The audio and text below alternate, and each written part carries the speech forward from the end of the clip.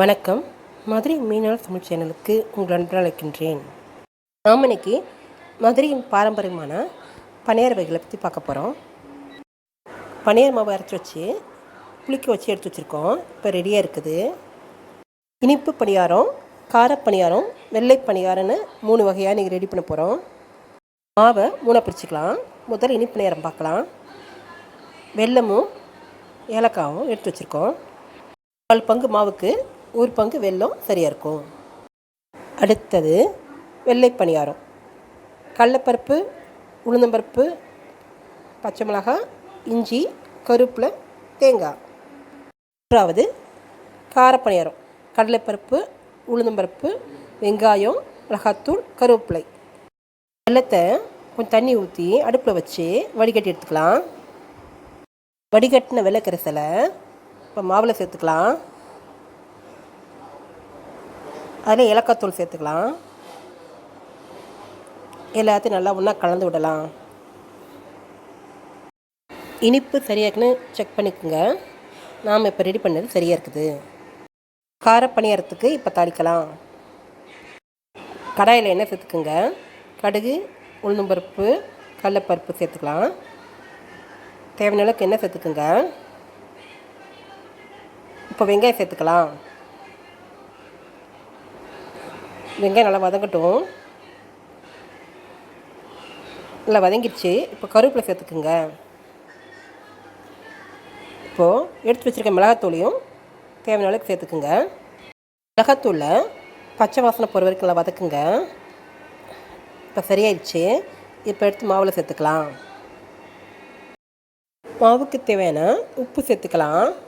காரம் சரியாக்கான்னு செக் பண்ணிக்கலாம். அடுத்தது வெள்ளை பணியாரத்தை வச்சுக்கலாம். கடையில் எண்ணெய் சேர்த்து கடுகு, உளுந்தம்பருப்பு, கடலைப்பருப்பு, தேங்காய் பொடிசாக நறுக்குனது, இஞ்சி, கருவேப்பிலை சேர்த்துக்கலாம். எல்லாத்தையும் நல்லா வதக்கலாம். எல்லாம் நல்லா வதங்கிடுச்சு. வெள்ளை அப்பமும் வெள்ளை பணியாரமும் வேறு வேறு. நம் சேனலில் ஏற்கனவே வெள்ளை அப்பத்தை போட்டிருக்கோம். தேவைப்படுறவங்க போய் பார்த்துக்குங்க. தாளித்ததை பணியார மாவில் சேர்த்துடலாம். மாவுக்கு தேவையான உப்பு சேர்த்துக்கலாம். எல்லாத்தையும் நல்லா கிண்டி விடலாம். இப்போது 3 வகை மாவு ரெடி பண்ணிட்டோம். 3 வகை பணியாரமும் ரொம்ப சூப்பராக இருக்கும். இப்போது இனிப்பு பணியாரம் ஊற்றலாம். பணியார குழியில் எண்ணெய் ஊற்றி பணியாரம் ஊற்றிட்டோம். கொஞ்ச நேரம் வேகட்டும். மூடி போட்டு வேக விடலாம். பணியார மாவில் தேவைப்பட்டால் சுக்குத்தூள் சேர்த்துக்கலாம். நாம் எந்த வகை மாவில் பணியாரம் பண்ணாலும் இந்த அரிசி மாவில் பண்ணுற பணியாரத்துக்கு ஈடாகாது. நாம் இப்படி பணியாரம் பண்ணி கொடுத்தா குழந்தைங்க விரும்பி சாப்பிடுவாங்க. ஒரு லீவு நாட்களில் நாம் காலையிலையோ இல்லை மாலையிலையோ இந்த மாதிரி பண்ணி கொடுத்தோம்னா குழந்தைகளுக்கு நல்ல ஆரோக்கியமான ஃபுட்டை கொடுத்துருக்கோன்ற திருப்தி நம்மளுக்கு இருக்கும். பணியாரம் ரொம்ப சாஃப்டாக இருக்குது. சூப்பராக இருக்குது. அடுத்தது கார பணியாரம் ஊற்றலாம்.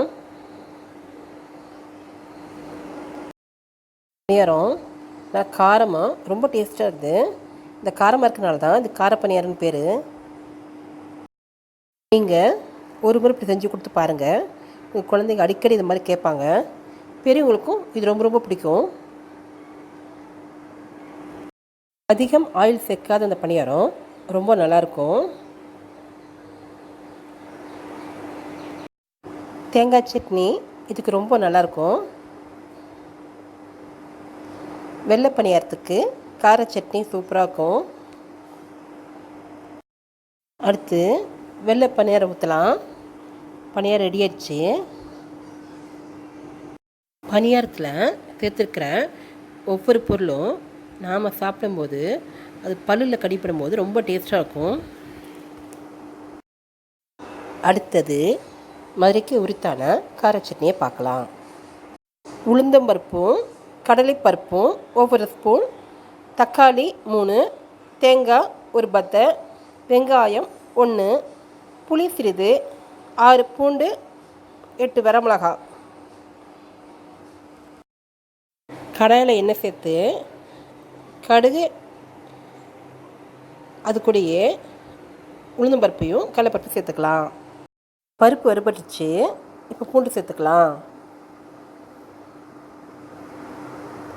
வெங்காயம் சேர்த்துக்கலாம்.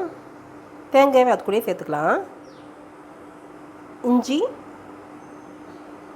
கருவேப்பிலை,